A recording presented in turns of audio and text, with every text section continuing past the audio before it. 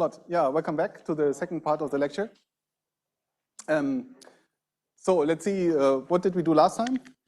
Yeah, we talked about the gravitational waves, and then I gave a short introduction to the phase transition. And in the beginning, in the end, we had this picture of the phase transition where bubbles nucleated according to a certain probability, which is increasing in time.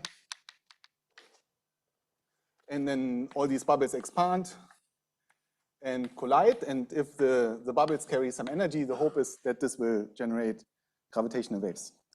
And at the very end, I argued that the number of bubbles in such a phase transition is 1 over 8 pi times beta, which is exactly this beta, times L, which is the size of the box, divided by the Bohr velocity, which is the velocity of these bubbles expanding, to the third power.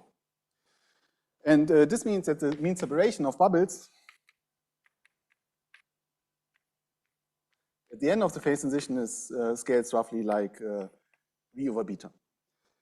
Okay, so before we move to the part where I talk about the energy budget, I will give you back on the envelope approximation what can we expect for the gravitational waves of such a process. So first of all, I want to talk about the frequencies. And the frequencies ultimately, of course, will be related to the size of these bubbles. So at production, the frequency is basically proportional to 1 over r star. And then we have to redshift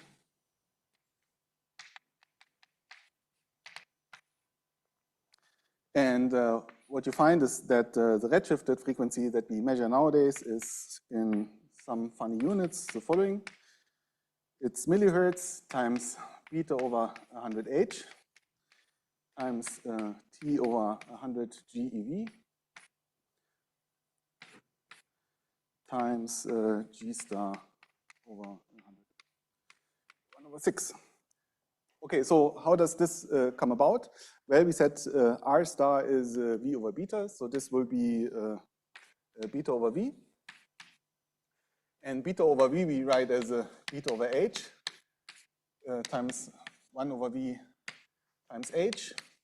And we know that h goes like h squared as the Newton constant, and there's a 3 here, I think, times the energy density, which is gn times t to the 4.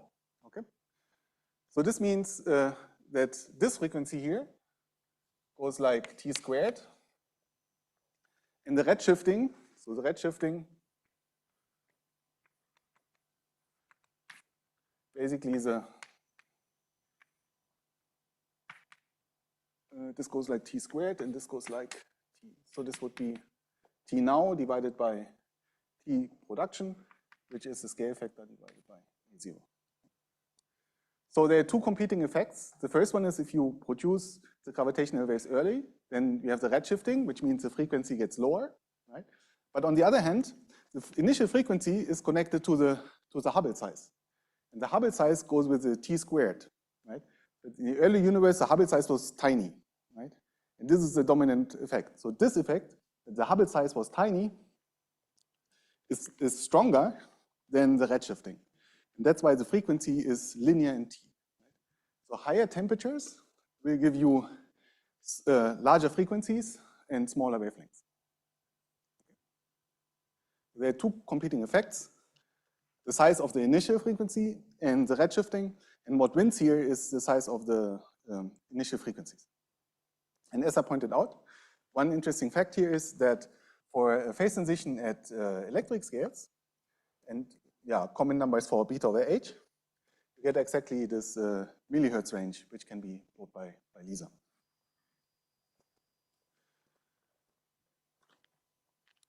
Okay, so this means this will be the dominant frequency. So let's now talk about the energy in the gravitational waves.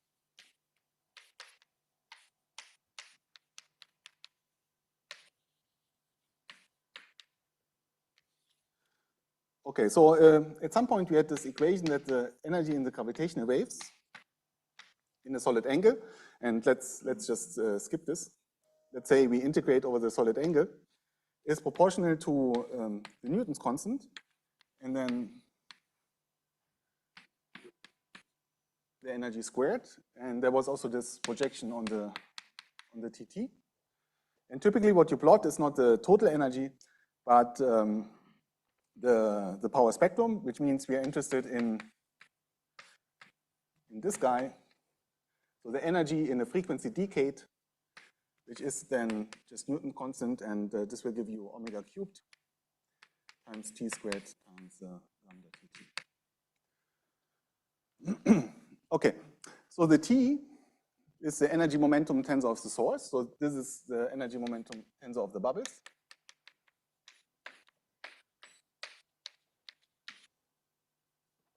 So meaning the question how much energy is placed into the surface of these bubbles. And well, per se we don't know, but we know where this energy comes from. The energy comes ultimately from the latent heat of the phase transition.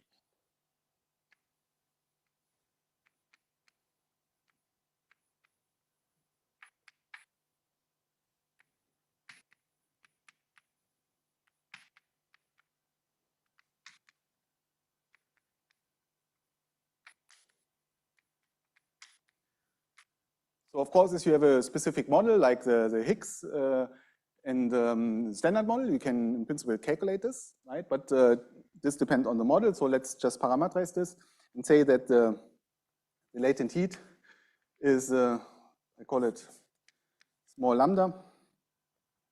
Let's say that this is just a small fraction of the total energy. And let's call this alpha times the total energy.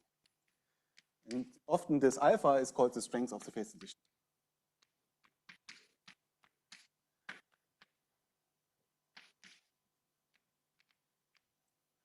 Okay, so this is a little bit sloppy, but in the next part we will see how to make this a little bit more precise.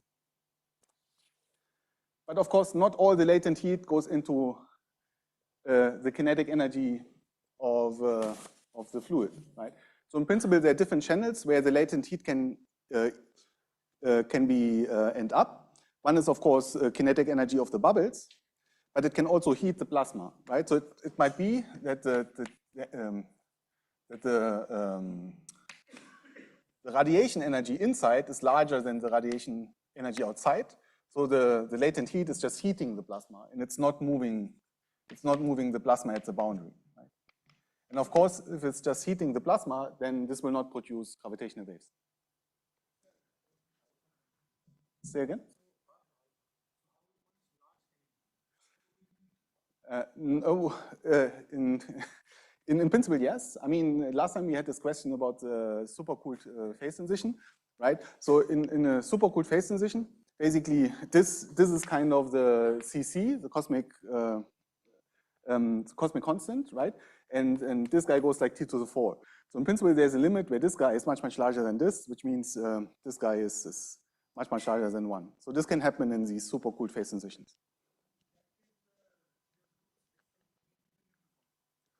Yeah. Alpha will then drop out. But then it's also, in this limit, it becomes a little bit the question what you now call total energy, because then there's a huge difference between the total energy before and after, right? So it's kind of a, I mean, it depends what you mean by this guy, right? Is this really the total energy including the CC, right? Then this guy will approach 1. If it's just the total energy of the radiation, then this guy will approach infinity. But yeah, so this depends a little bit on, but I kind of assume here alpha is smaller than 1.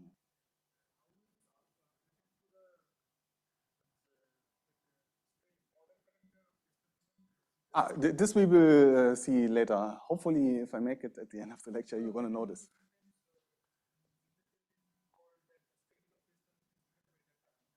Yeah. We will figure this out today. Yeah, so I'm sloppy here, but just to give you a rough estimate. Yeah.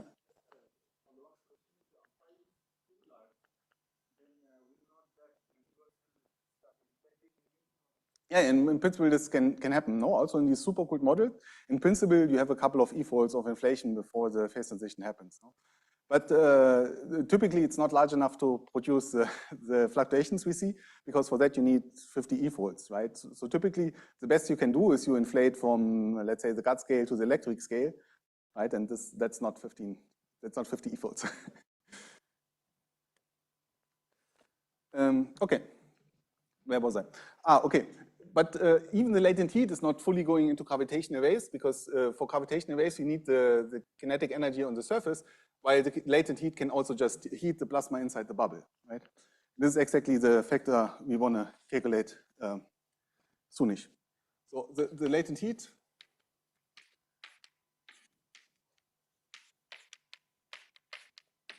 will set the fluid in motion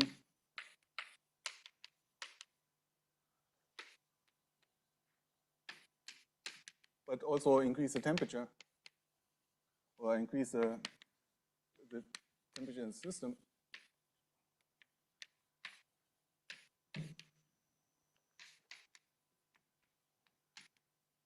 So what we do is we introduce another fudge factor where K is now the kinetic energy. And this would be kappa. This is supposed to be a kappa times the latent heat, which is then kappa times alpha times the total energy. And which would be alpha. Sometimes people use alpha divided by alpha plus 1, coming to the question what alpha actually means. But, okay, so with this at hand, we can just plug now this guy into here, because we believe this is really the guy that survives after the projection with a TT, which means that the energy of the gravitational waves, d log omega, and let's normalize it to the total energy in the system.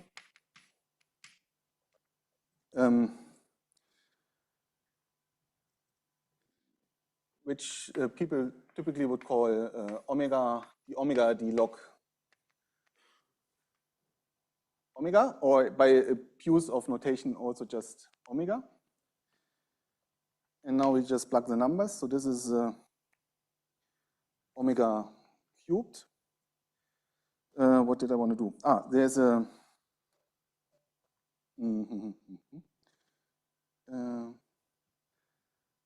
there's still a G Newton. There's a rho total.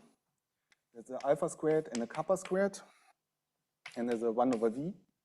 And there's some geometric factor. Okay. So what did I do here? I used Friedmann's law. So H squared is proportional to G Newtons times the total energy.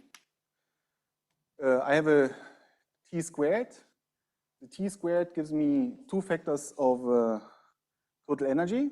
One is killed by the total energy, which is down here. I have one factor of the volume, right? So everybody can see where this equation comes from. It's basically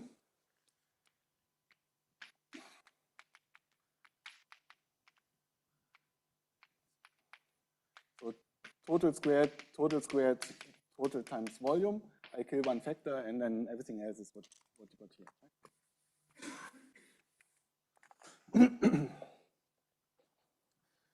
And now we just do dimensional analysis.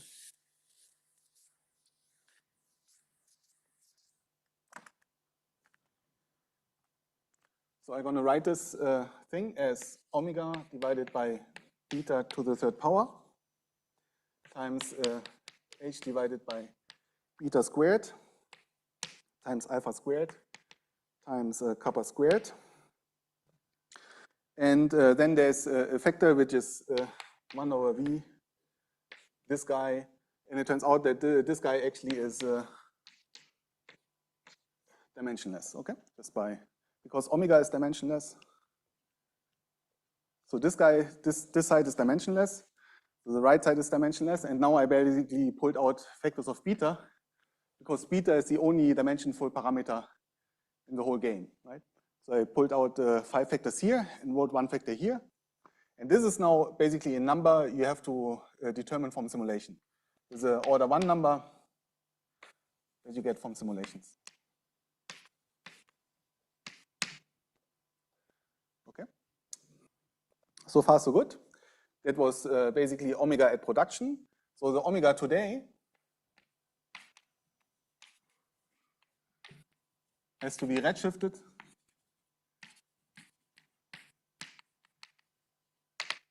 and And this means that omega gravitational waves today is roughly 10 to the minus 5 the omega gravitational waves of production. Everybody knows where the 10 to the minus 5 comes from? Yeah, so at early times, we are in radiation domination, right? And gravitational waves are radiation, which means both of these guys, so this guy scales like 1 over E, or let's say if you would have the density, it would be a to the minus 4, and this one as well, right? So this ratio is constant during radiation domination because gravitational waves are radiation. But at some point, you enter matter domination, and then the gravitational waves will be redshifted. They dilute stronger than the matter, right? And this is basically just a dilution from matter radiation equality, which happens at a couple of thousand Z, right? To today. That's just a factor which is known. Say again? This factor?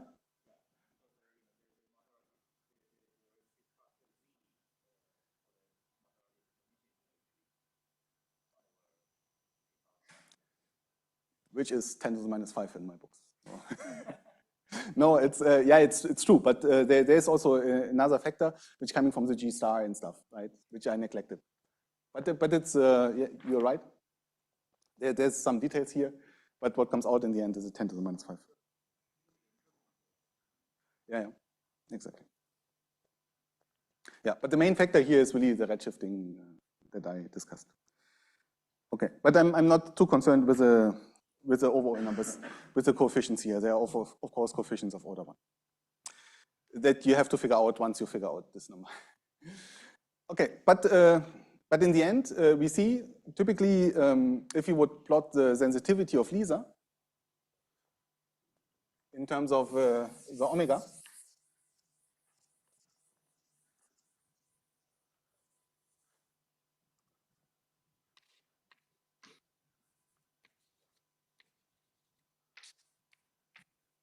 and the sensitivity of LISA goes down to like 10 to the minus 13, right?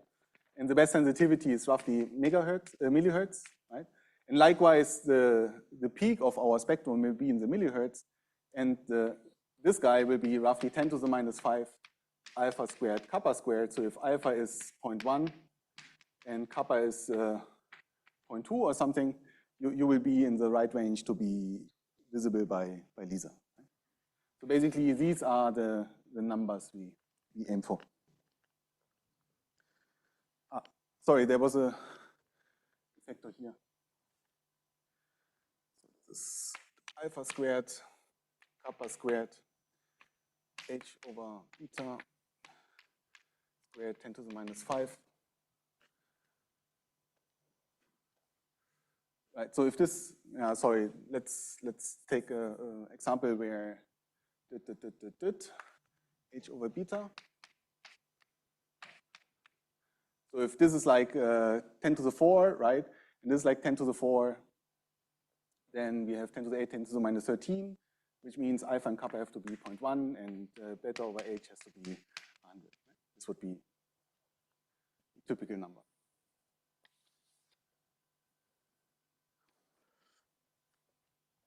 All right.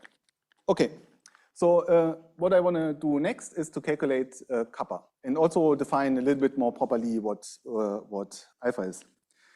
And in order to do this, there's this concept of a energy budget of a phase transition, and actually this is a really, really old story. So if you look, go back to Landau and Lifshitz. So if you open hydrodynamics of Landau and Lifshitz, he already discusses this energy budget and shocks and reflection waves. And all the stuff that I want to talk about today is already discussed there, but only in 1+1 dimensions.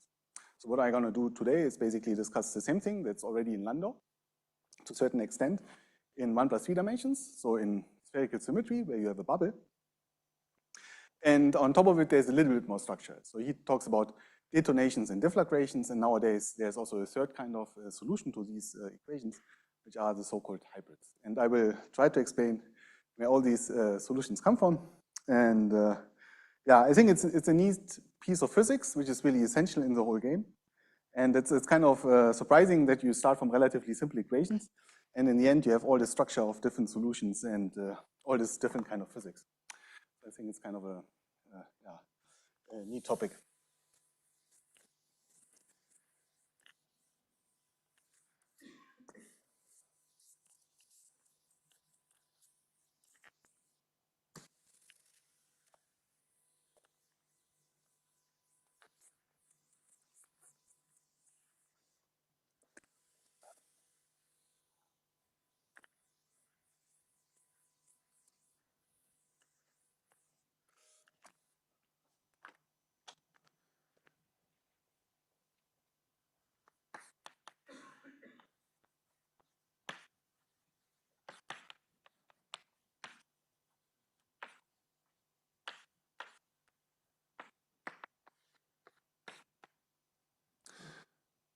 Okay, so what we want to discuss is the following situation. So let's say you have one of these bubbles.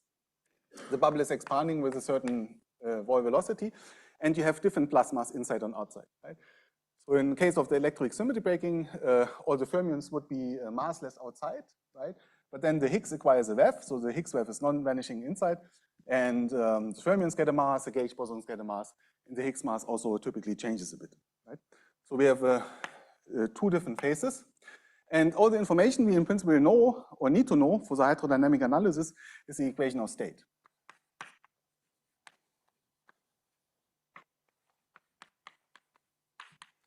So we have an equation of state inside, and that's not the same as the equation of state outside.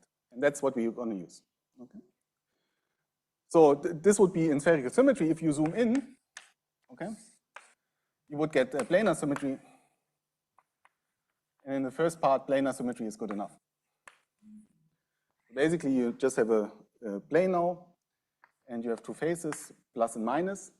And we would like to understand how the energy momentum tensor of the fluid changes if you go from this phase to this phase when you change the equation of state. Okay, say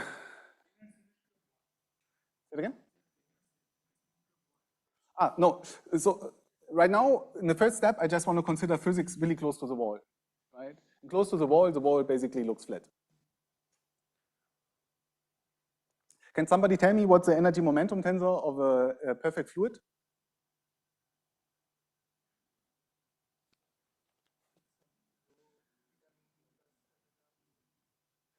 Yeah, good. Let's start with a plasma at rest. So perfect fluid at rest.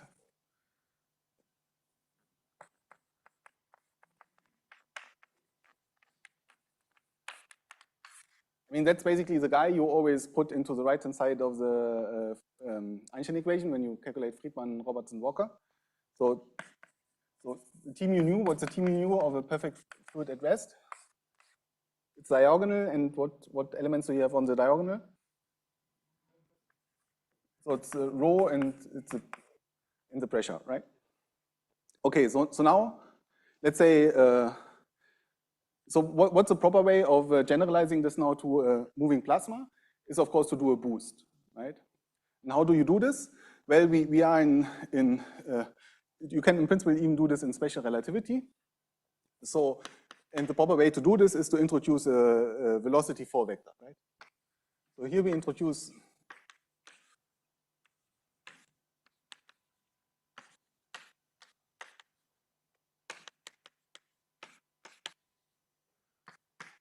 this guy.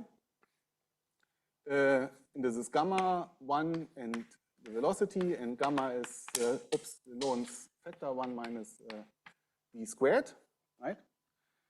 And there's one, so in the rest frame,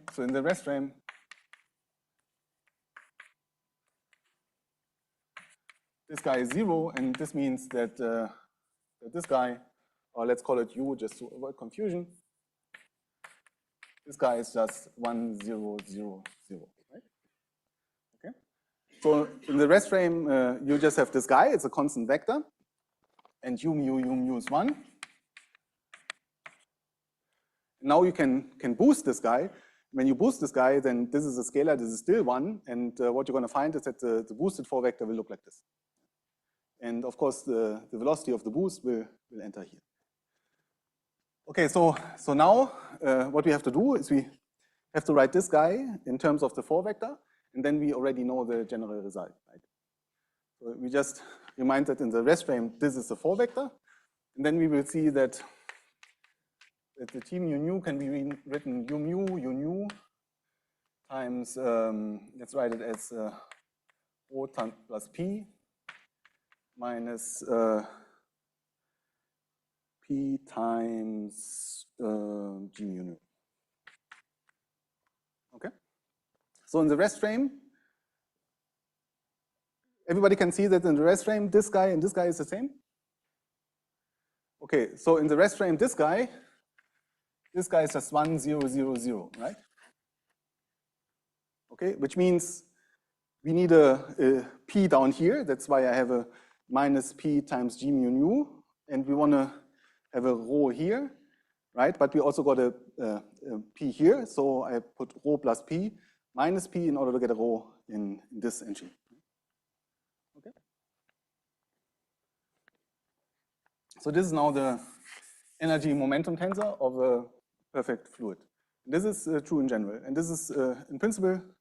There's a guy that depends on different things. So if you, let's say if you fix the equation of state, this will depend on the velocity and the temperature because these functions will depend on temperature. Right? I know it's horrible notation that this is T and this is T, but okay. You will see, I mean, depending on the indices, you will know what. Okay, so what's now the equation of motion of hydrodynamics?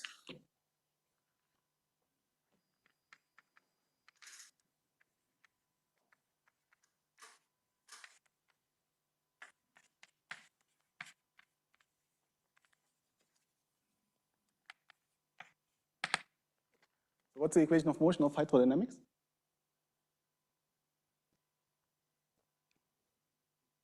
Say again? Navier-Stokes, yeah, that's usually the answer I usually get.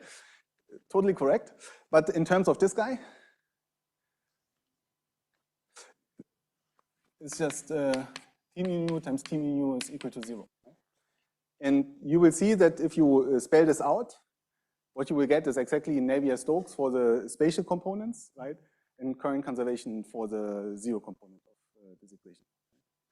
So this equation completely encodes hydrodynamics. Okay. So now let's study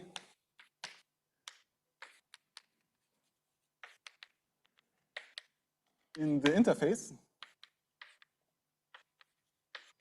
So I have this interface, I have a plus phase, I have a minus phase. I have my T mu nu here, I have my T mu nu here, right? And I want to cross this boundary, right? And this equation tells me that this combination is conserved. And in the wall frame, so let's say we are in the wall frame. So in the wall frame, which means we are moving with the wall.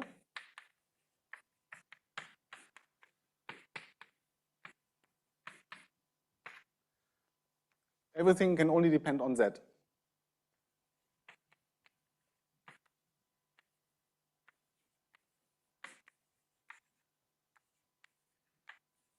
So I call this direction Z, right? And since we have planar symmetry, right? And we are in the wall frame, means the wall is static, so it's just sitting here. Everything can just depend on Z. There cannot be any X or Y dependence because of the symmetry, right? And there's also no T dependence if the system is stationary. Which means that this equation basically reduces to dz times tz0 is equal to tzz is equal to 0.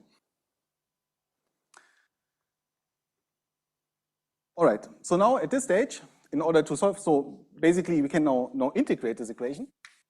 And what we get is that tzz is equal to tz0 is equal to 0 if we evaluate it on the both sides of the wall. So I integrate.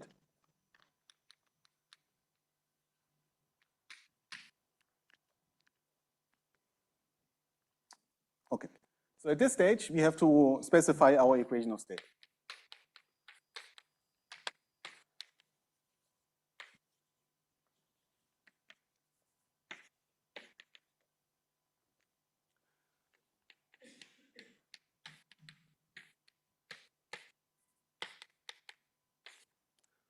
So in full glory with the model, what you would do is you would just take your potential, which depends on phi and t, right? And this would be identified with the pressure. And then in principle, you could read off the equation of state, okay? And what you would get is a mass. So what we want to do first is we want to calculate the whole thing in a toy model.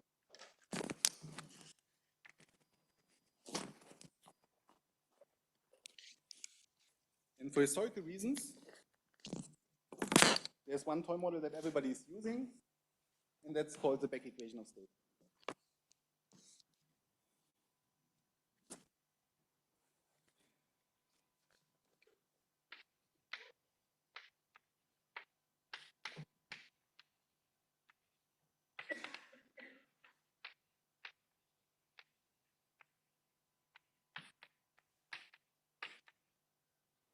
Okay, so how does the back equation of state look like? It says that the pressure on both sides is given by the thermal contribution. So this is a radiation contribution. Plus, or let's put a minus, also the temperature. And this epsilon is typically called the back constant. Okay. So we have two terms. So this one is radiation that you usually know from cosmology. But the number of degrees of freedom can be different on both sides. This is not untypical. For example, in the electric sector, if you have the symmetry breaking, the tops and the W's become heavy. So this means you have more light degrees of freedom outside the bubble than inside. The second term is this back equation, is this back constant. And the back constant mimics that the value of the potential is typically lower here than here. Right?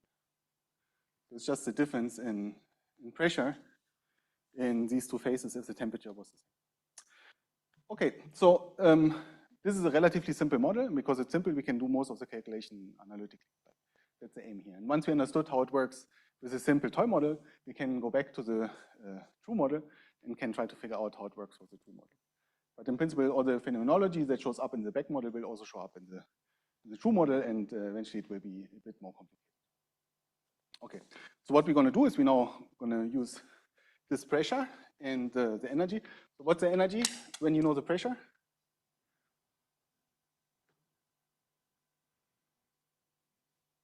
So how to calculate, this is just a thermodynamic relationship between energy density and pressure.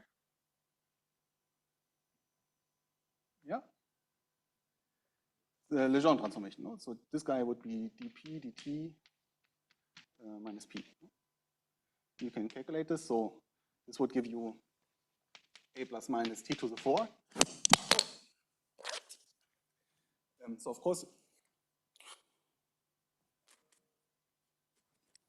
So of course, I knew this. I put the 1/3 here in order to get a 1 here, right? And it will also change the sign of the back constant. All right. Okay, and another simplification, since it will not be important, we can also set the back constant in the broken phase to 0.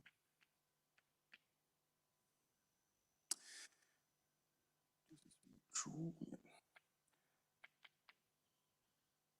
It's just a simplification. It will not change the result. We can always include this later again.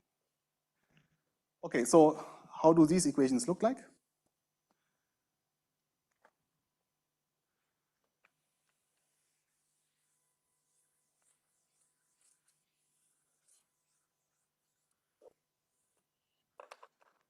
Okay, so what's T0Z? Well, we go back here to the definition. If I put a 0 here and a Z here, then I get a 0, which is a 1. And a Z here, then I get a V. So this will be gamma squared times Vz times rho plus P. And for 0Z, this guy does not contribute. For TZZ, I get a V squared and the gamma squared from here. Right?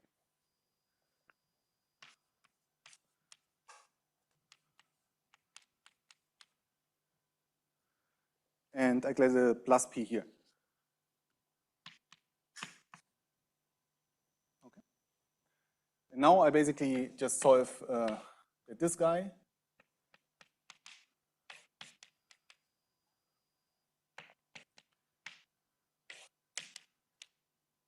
is equal to 0. And these guys will now depend, so these equations will depend on the velocity on the plus side, the velocity on the minus side, the temperature on the plus side, and the temperature on the minus side. And I can do the math and eliminate certain things. And one handy way to write it is to write V plus times V minus is equal to V plus minus rho minus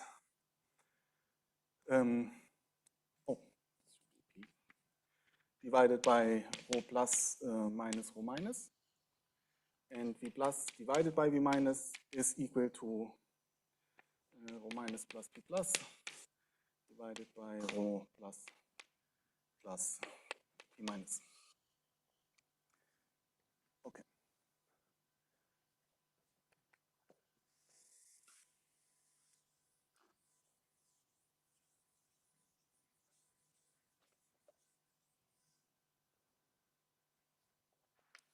And then I use the equation of state. And what I get is the following expression of V plus.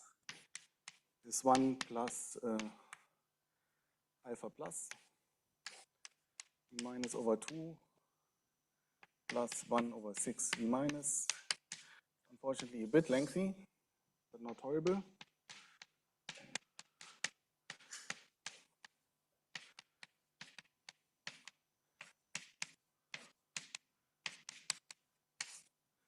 Where I defined alpha plus to be epsilon plus divided by a plus t plus to the 4, and r being a plus t plus to the 4 divided by a minus t minus to the 4, which is the ratio of the enthalpies. The enthalpy is just energy plus pressure. Enthalpy.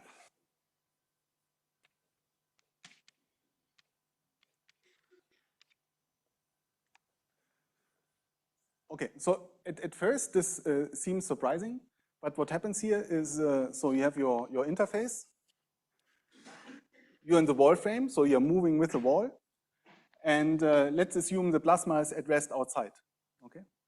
Since you're now in the wall frame, the plasma is moving towards the wall and will cross the phase transition, this interface. But now the equation of state is different on both sides. So the plasma cannot attain the same velocity and the same temperature, because then you wouldn't have the same energy momentum tensor, right? The energy momentum would change, okay? So because the equation of state changes, because this A changes, and also the back constant changes, the system is forced to change the fluid velocity and also to change the temperature, okay?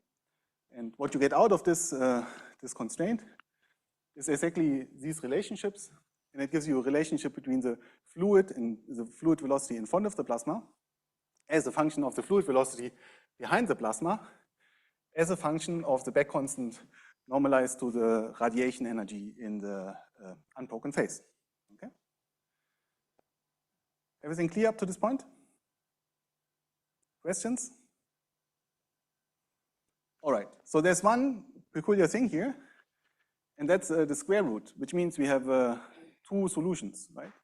So there's not just one solution to this problem. So apparently there are two branches of solutions.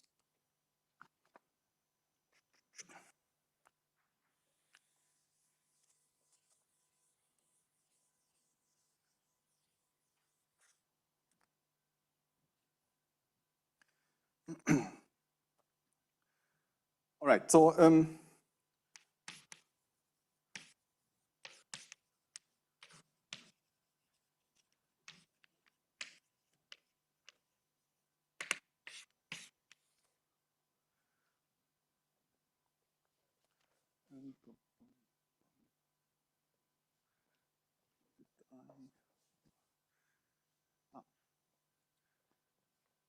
Yeah, this was my last page, no?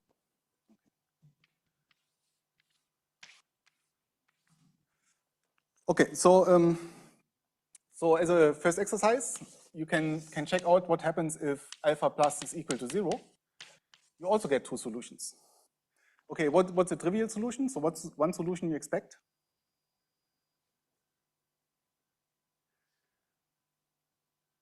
I mean, let's say you have the interface, but alpha is 0, so the back constant is 0. Then in principle, the fluid is of the same kind. You just have radiation on both sides, right? And if you plug in the number, you will see that one of the two solutions will be that V plus is exactly V minus. So we see if this guy is 0, right? You can take the square root of this guy. No, there's a minus 1/3, which will make this guy a minus, right? Then you take the square root of this guy, and then this guy will cancel, and what you get is exactly V minus. Okay? But there's a second solution, and that's a non-trivial one, which is that V plus times V minus is equal to 1/3. And this will also play a role later. Okay, but in any case, if you now plot the solution of this equation in the space V plus versus V minus, you have this V plus is equal to minus line. You have this line where V plus times V minus is 1/3. And the two branches of the solutions look like the following. So there's the solutions down here.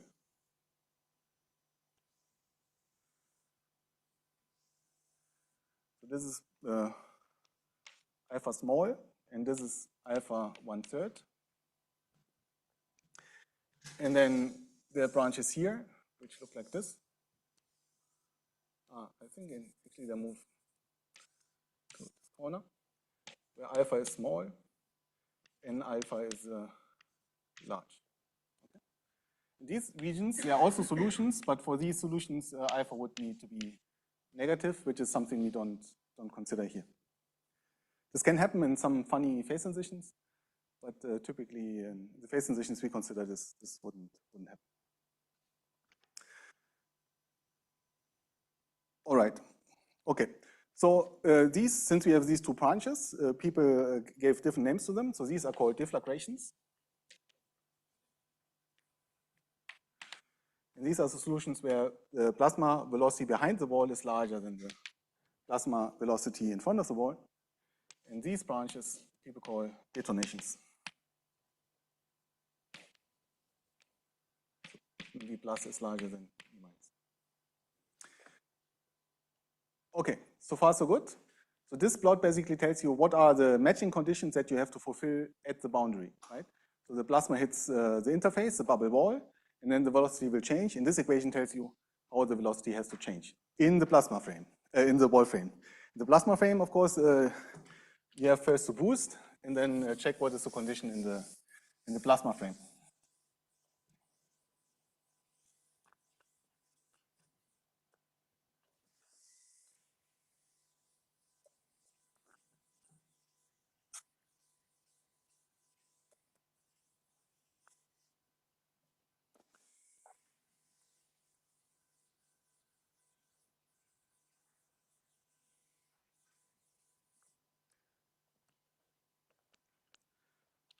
All right, but due to the change,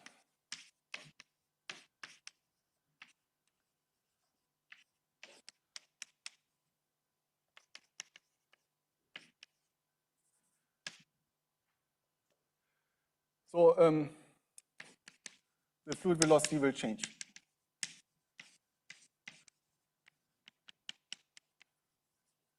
Then the next question is what happens away from the interface?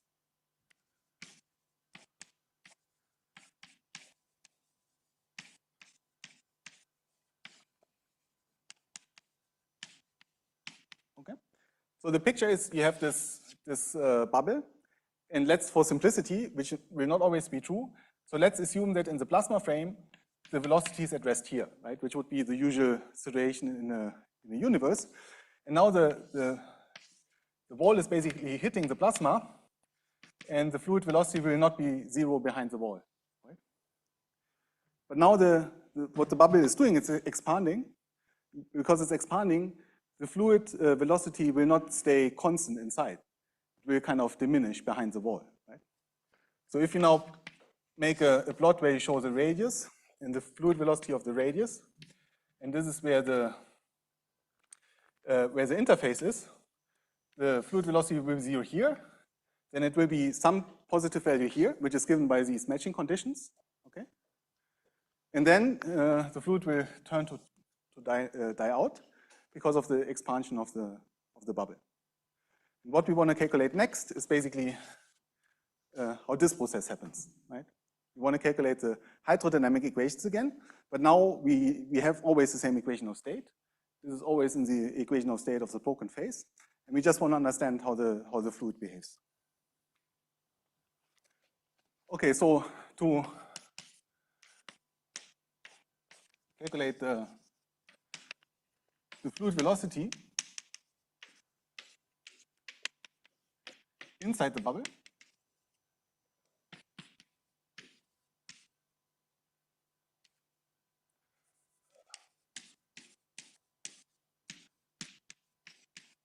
we solve the hydrodynamic equations.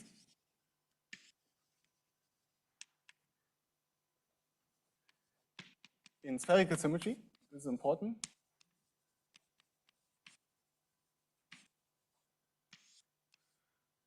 In fixed equation of state.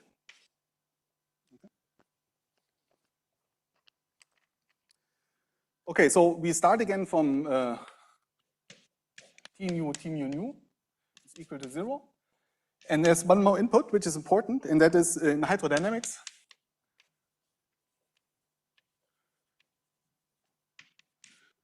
Solutions are often self-similar.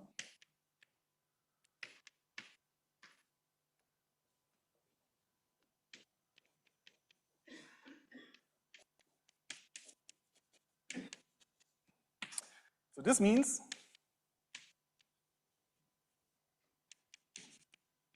that they don't depend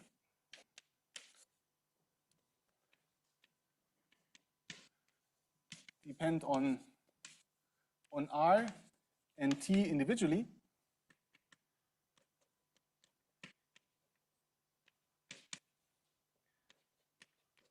but only on psi, which is I over T. Okay, so what does this mean? So let's say we know the solution for a bubble, and now we consider a bubble which has twice the size. So the wall will be here. So this is 0, this is R. Okay. So the time of this bubble is twice as large because the bubble expanded twice as much time, which is why the bubble wall have traveled twice the speed. And the solution here will look the same, just stretched in the x direction. This is exactly what it means, that the solution just does not depend on R and T individually, but just on psi. These values here are also the same. We know this already from the matching condition, right? This did not depend on the bubble size, as long as the bubble is large enough. So these values are the same, but also the solution in here is basically just the same solution stretched in the x direction. This is what people mean by self-similar, and this simplifies the problem a lot, because then this is not a partial differential equation, and this becomes just a conventional differential equation. So then the hydrodynamic equations, which now just depend on psi, can be written in the following form. So you have some fluid velocity profile which depends on psi. You have a funny function mu. You have the gamma, which is a Lorentz contraction. And this factor is actually coming from the spherical symmetry.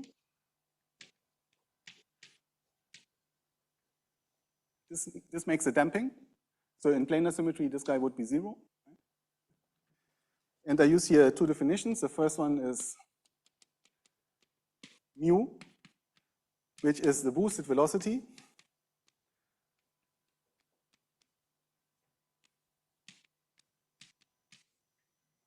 And CS is just the speed of sound, which in our case is square root 1/3.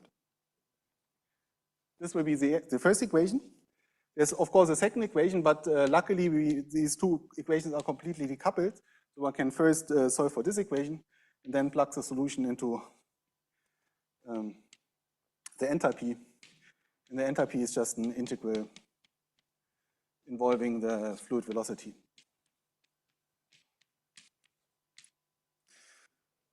All right, so now I have the daunting task to plot a couple of these solutions.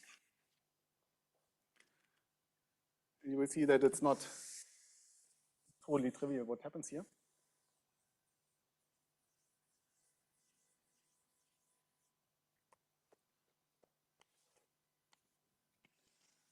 So depending on the boundary conditions, there are, of course, several solutions. So this is the fluid velocity, which goes from 0 to 1. And then there's psi, which also goes from 0 to 1, because walls never move superluminal, right?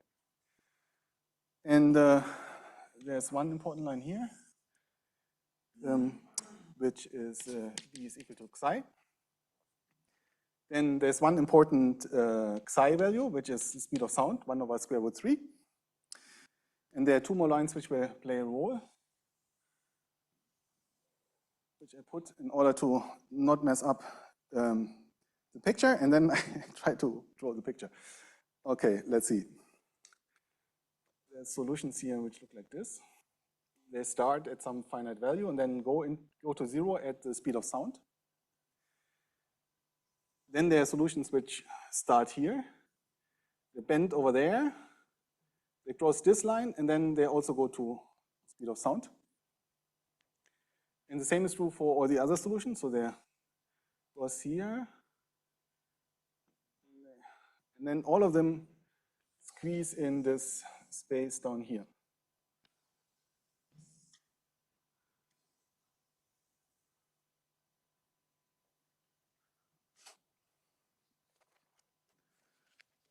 Okay. So far, so good.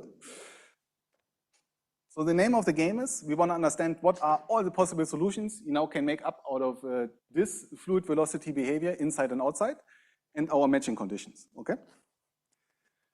And it turns out there are three different classes.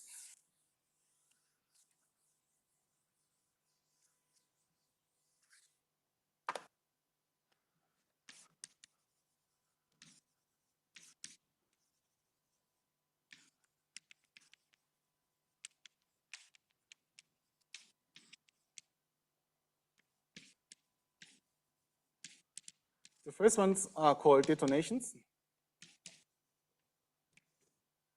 Okay. And we had seen the detonations before, so unfortunately I already killed the plot. Perhaps I should put it here. So this was, let me copy this real quick.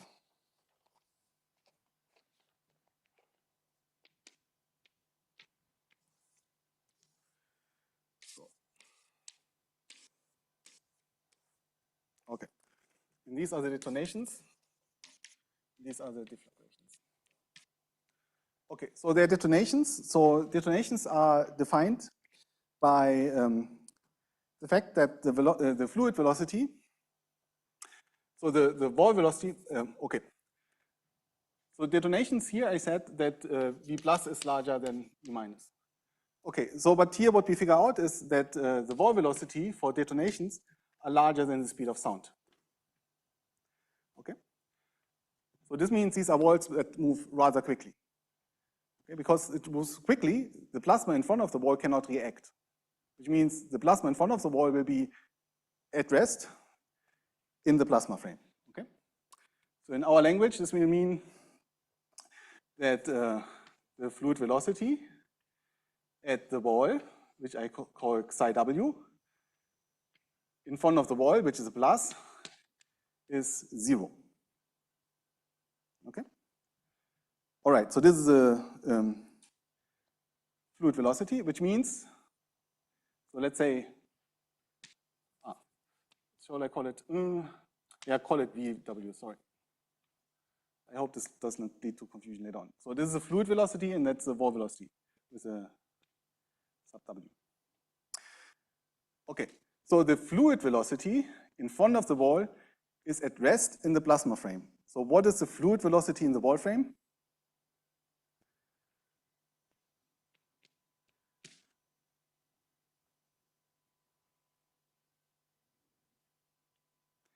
It's the wall velocity, right? So, okay, in the plasma frame, the fluid is at rest. Now, in the wall frame, the fluid velocity is, of course, the wall velocity, okay? So far, so good? All right. This means in front of the wall, we are somewhere here, fluid velocity is at rest. And now I can go back to this plot. Let's say I have a wall velocity of 0.8. I know my alpha. Let's say V plus is 0.8. I could end up here, right? Now I can calculate the V minus, right? Now I boost again the V minus to the other frame, and let's say I end up here, at this point. Yeah. Then I know from the other solution that basically the fluid solution will follow this line. Okay. So basically, if I now draw the fluid as a function of psi, this is the wall velocity. This function will look like this, and it will go to 0 at CS. This would be a detonation. And this wave behind the wall is called a rarefaction wave.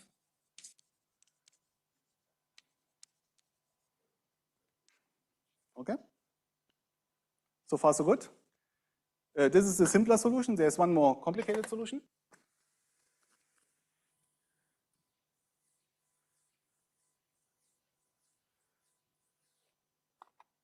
These are the deflagrations.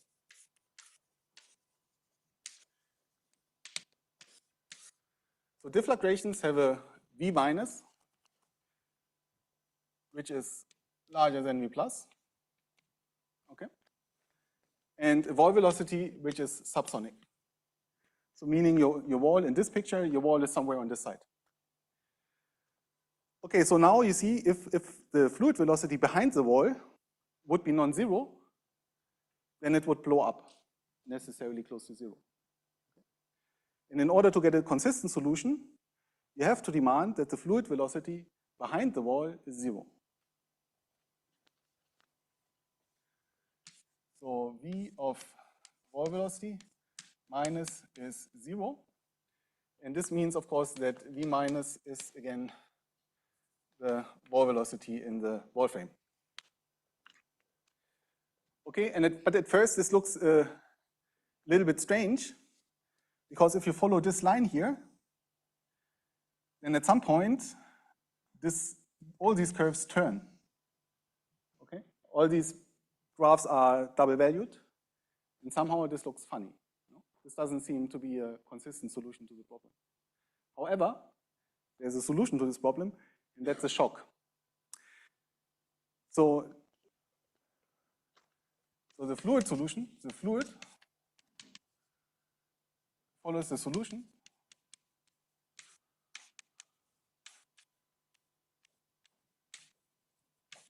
that I call star up to the shock.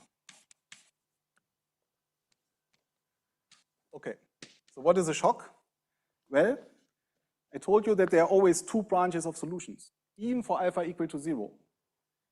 And for alpha equal to 0, there were two branches. One is V plus is equal to minus, and the other one is V plus times V minus is 1/3.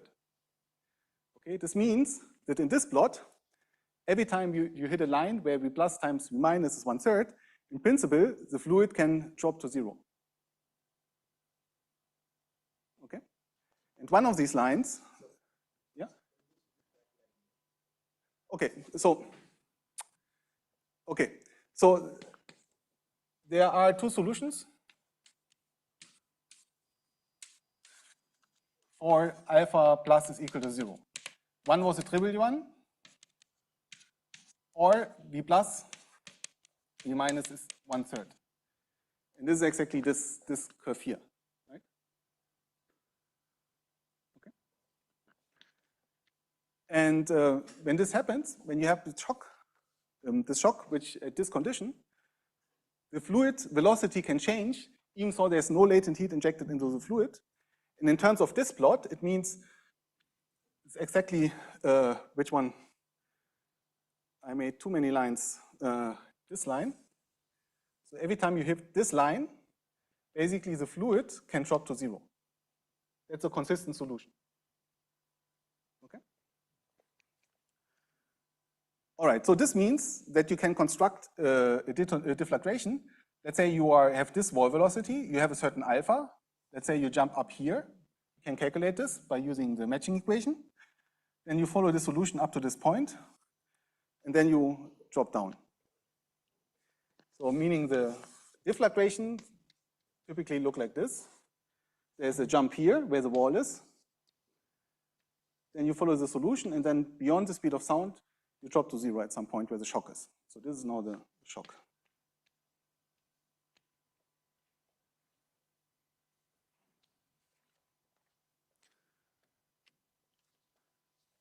All right, so far so good. Unfortunately, the story is even a little bit more complicated.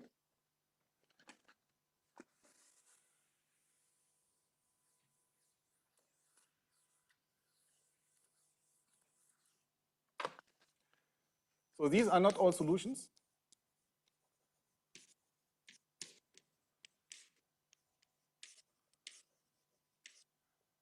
For example, for wall velocities, which are slightly larger than the speed of sound, one finds hybrids. And these are solutions, so if this is the speed of sound, that have both. They have a reflection wave, then you have the wall, and you have a shock. So these have reflection waves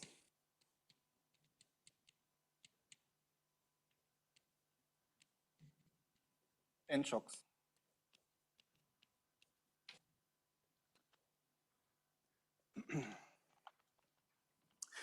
So the interesting thing is that if you fix alpha and you change the wall velocity, there's always a solution. And typically you move from deflagrations to hybrids to detonations. So for fixed alpha, and changing, the picture would look like this. So you have the speed of sound. Below the speed of sound, there are always deflagrations. Then you get hybrids. Oh. Then you get hybrids. Then the shock is becoming thinner and thinner. And then the shock disappears and you just have a detonation. So this is how it would look like if you fix alpha and just increase the wall velocity. You go from deflagrations with shocks, hybrids with reflection waves on shocks, to detonations with only reflection waves. At first, these deflagration solutions look a little bit funny, right?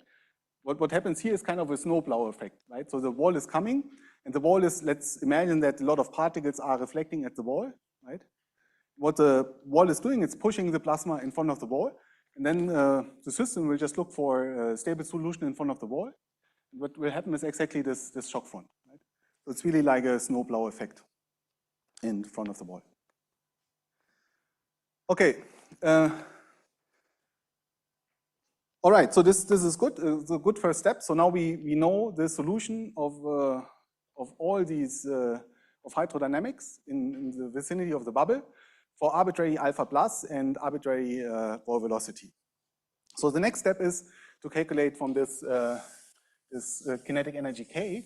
Basically, we want to quantify how much of what's the kinetic energy in the fluid. So to calculate the gravitational waves, we need the kinetic energy in the fluid.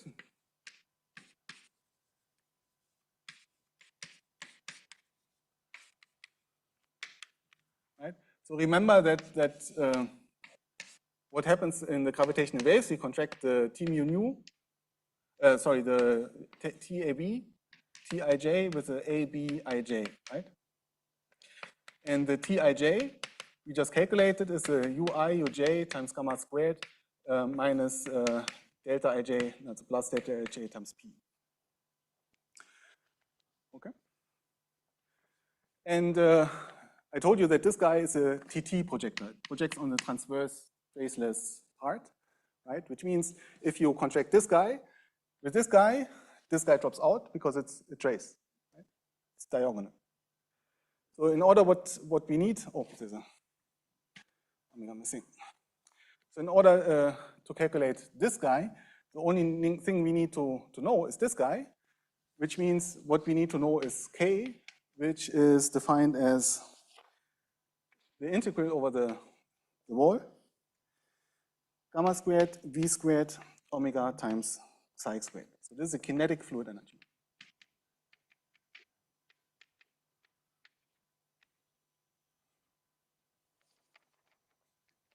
And then the other thing I defined was kappa, which is basically the kinetic energy divided by the latent heat, which in our equation of state is such that it's K divided by 1/3 epsilon times wall velocity cubed. It shows up because of the volume of the bubble. Okay. And then now we can plot this function kappa.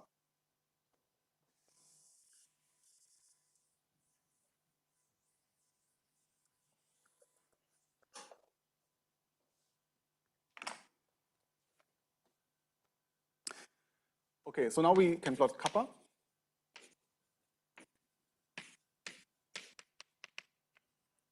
As a function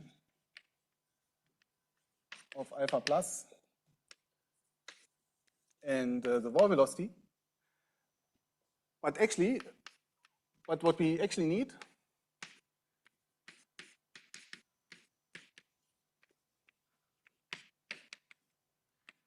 is kappa as a function of alpha n and the wall velocity, where alpha n is the strength in the symmetric phase.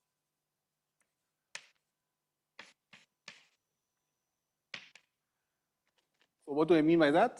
So if you have a deflagrations, you have this. Looks like this, CS. This is my wall, right? So on this side I have V minus and T minus, and on this side I have V plus and T plus, okay? But my universe is not at V plus and T plus, it's at Tn, it's in this phase. So of course, since I know the solution, I can now calculate the relationship between T plus and Tn. And when I do this, I can also calculate the relationship between alpha plus and alpha n. But as a model builder, you don't care about T plus, right? You don't want to do this calculation. You just know the temperature in the symmetric phase. And that's why people typically plot kappa as a function of alpha n and Vn.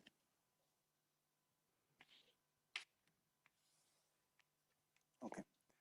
And what comes out? So typically this is done in logarithmic scale. So this is 1, 0.1, 0.01. This is linear, so speed of sound, and 1. And then these solutions typically look like this.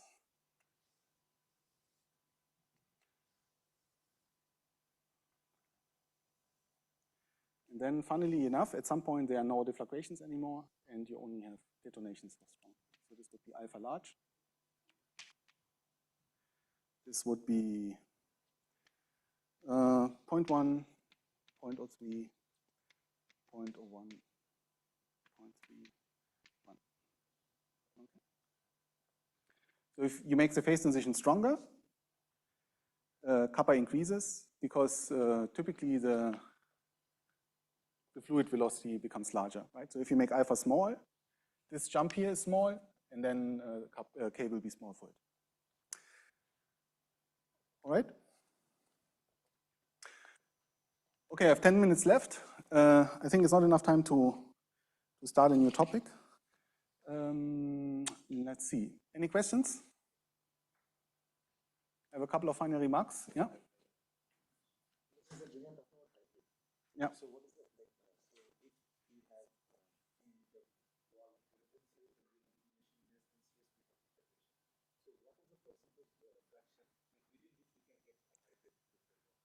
Yeah, this depends on the strength. So typically, if the alpha is really small, there's only a small regime where you will get a hybrid.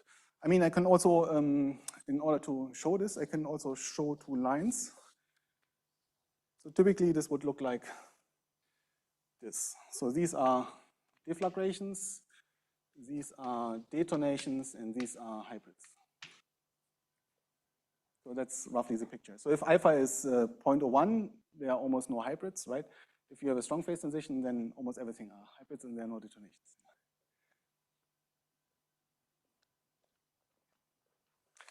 Anything else?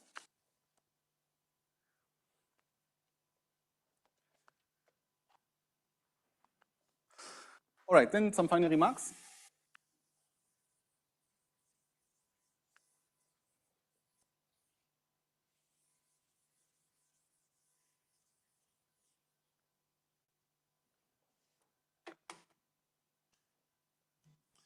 So far in our calculation,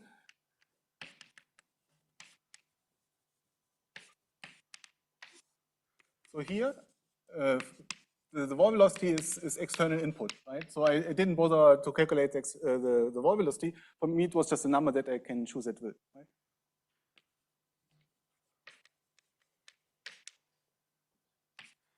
So in models, this has to be calculated.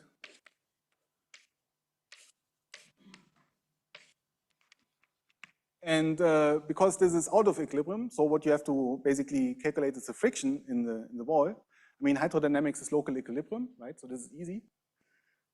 But for the wall velocity, you have to do out of equilibrium calculation, which typically means you have to solve Boltzmann's equation. And this part is actually the hardest part of the whole business. And yeah, I think we had a talk last week about the topic, which I unfortunately missed. But this is by far the hardest part of the business, is to really determine the wall velocity. So what people often do in analysis is either to leave it as a free parameter, or they just choose the value. And two really favorite values are either 1, which works well for, which is kind of required if you have a really strong phase transition, right? Another really favorite value for strange reasons is CS, because this function has a peak, right? So it kind of maximizes your gravitational waves. And that's why it's sometimes chosen in the literature. But in principle, one has to calculate it. I mean, if you want to be conservative, in most models, 1 is not a too bad choice, because if the phase transition is strong, typically the wall velocity is large. But if you really want to precise, this is the hardest part of the business. So the second comment is we assume the back equation of state.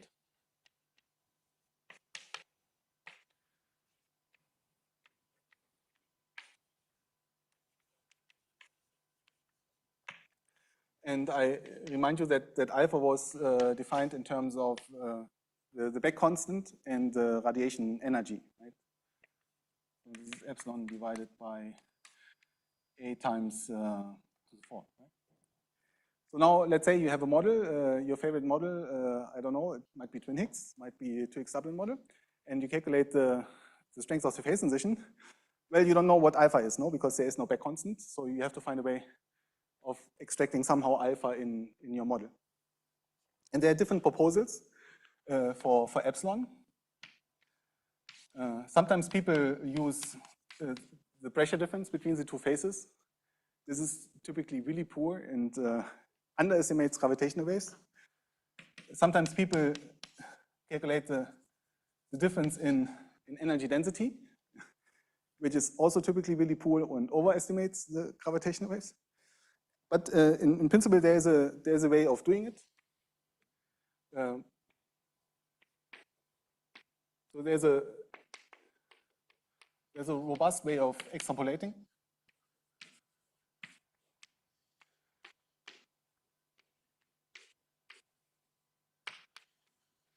And you can do I mean, there's a couple of papers about this topic. And it turns out that the proper definition of alpha in the general case is in terms of a guy called theta. where theta is the energy density.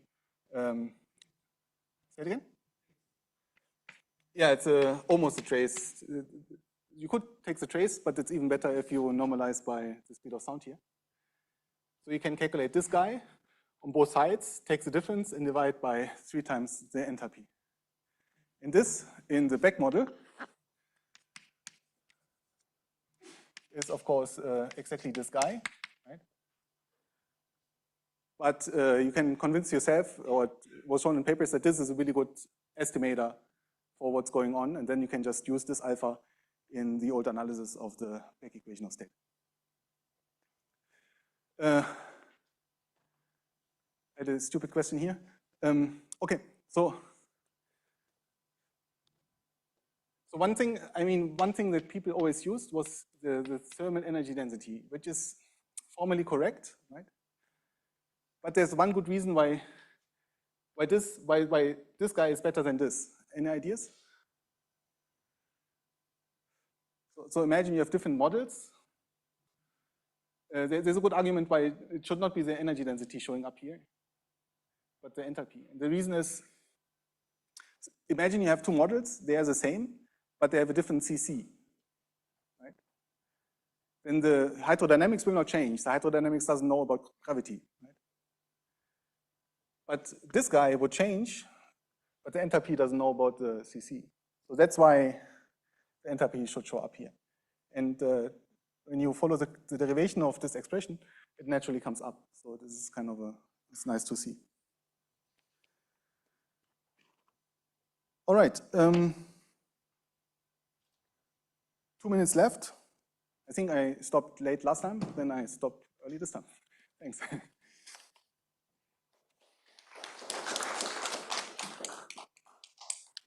Okay, thank you, Thomas, for the talk. So we have some minutes for your questions. Again, to continue the question I asked yesterday, in the sense that the CS, the value of CS, or a lot of other things, for example, the T to the power 4 dependence on the enthalpy, is everything is considered based on the fact that we are taking a radiation-dominated universe as the background. Yeah. Yeah, so if it differs a little bit, I'm not talking about the QCD epoch, some other early universe epoch, for example. So this entire calculation in some parts, for example, the profiles and all of them would change because the CS value will change, yeah, among the other things. So that will leave like... Yeah. Well, in principle, okay, so these equations are under the assumption that in the symmetric phase you have radiation, right? So of course, also in the symmetric phase, the equation of state might be different, and that would change basically these lines, right? So these lines depend on the equation of state in the symmetric phase. So if you change the speed of sound in the symmetric phase, this line would be slightly different. It would not change anything in the detonations, but it would change a bit in the hybrids and deflagrations. Then the question is how do these relations pop up? And these relations pop up because you expand basically the pressure in temperature. So you would write this guy as T minus plus T plus minus T minus times the CS. So CS, no, it's not CS, it's dP dt, right? And then there would be higher order terms. So higher order terms are neglected. And at some point, you will use that dP dt times dt d rho is CS squared, right? That's why the CS squared shows up in these equations. But typically, neglecting these guys is a really, really good approximation. So I don't think this is, it's hard to imagine a model where this goes wrong. No, not that one, but even then when you calculate theta, essentially the trace anomaly, and in order to calculate the alpha, yeah, there also the CS shows up, and the CS actually also depends on the like the equation of state parameter, right? So from that perspective also, not only the wall profile, the velocity profile. Yeah, yeah. Let's say in principle, this argument works as long as CS does not depend strongly on temperature, right? In some sense, right? And it's hard to imagine a model where this would be the case, no? So typically, this is, I think the hardest part to extrapolate is basically to calculate, I mean, I had this point of alpha plus not being the same as alpha n, right? So of course, if you do this, then also this guy at T plus is not equal to delta theta at Tn, right? while in the back model, both guys are epsilon, right? So I think the largest error in this extrapolation is coming from this fact. So the thing you should check in your model is basically the temperature dependence of the trace. And this will give you a rough idea how good or bad the approximation is. Everything else, I think, should be really, really close to perfect.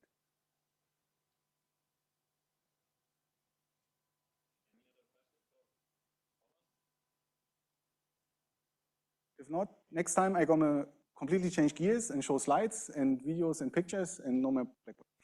Okay.